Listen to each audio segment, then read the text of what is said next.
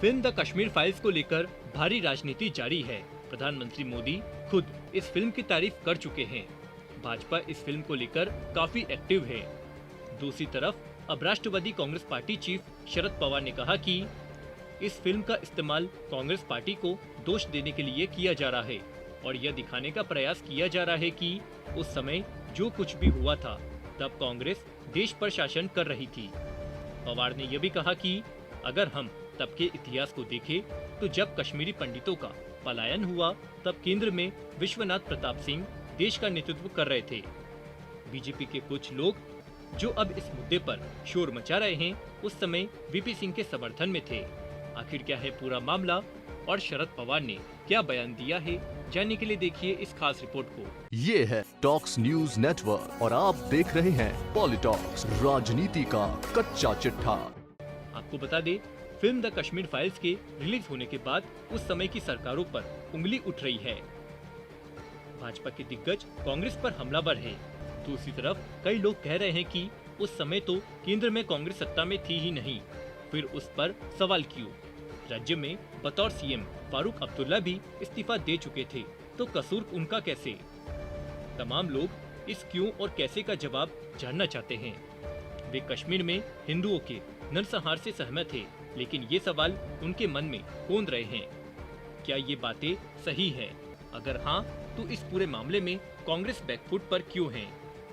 पवार के बयान के बाद कांग्रेस ने कुछ राहत की सांस ली होगी।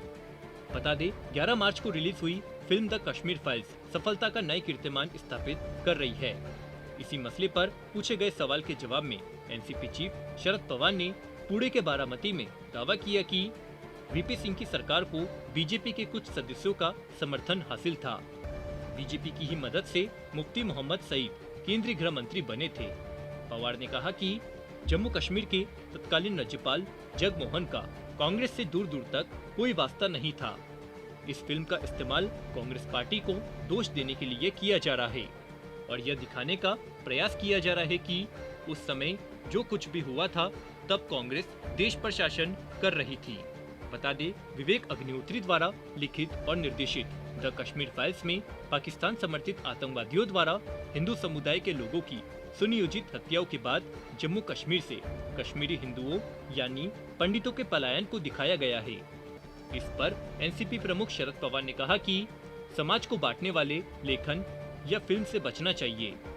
वहीं एआईएमआईएम सांसद इम्तियाज जलील ने महाविकास अघाड़ी को गठबंधन का प्रस्ताव दिया था। इस पर पवार ने कहा कि वे बता सकते हैं कि किस पार्टी के साथ जाना है, लेकिन जिस पार्टी में वे शामिल होना चाहते हैं उसके लिए उन्हें हाँ कहनी होगी। यह एक राजनीतिक फैसला है।